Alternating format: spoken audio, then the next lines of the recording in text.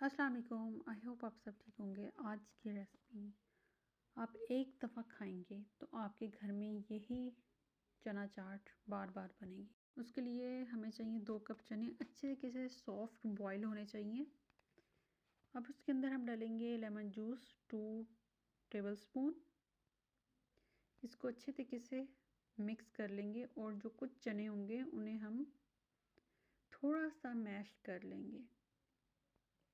फिर हम इसके अंदर डालेंगे mango powder 1/4 teaspoon, black salt काला नमक 1/4 टीस्पून, क्यूमिन ज़ीरा पाउडर 1 टीस्पून, गरम मसाला 1/4 teaspoon, chilli flake 1 teaspoon, chaat masala 1 teaspoon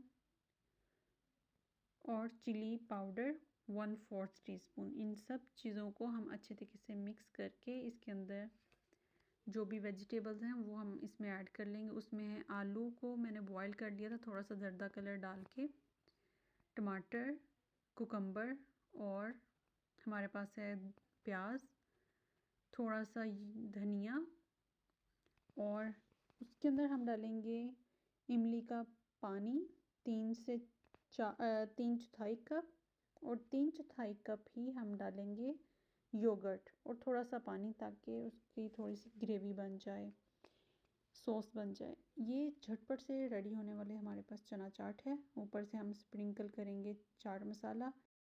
ये है झटपट तैयार होने वाली चना चाट, बट इसका टेस्ट बहुत मज़े का होता है।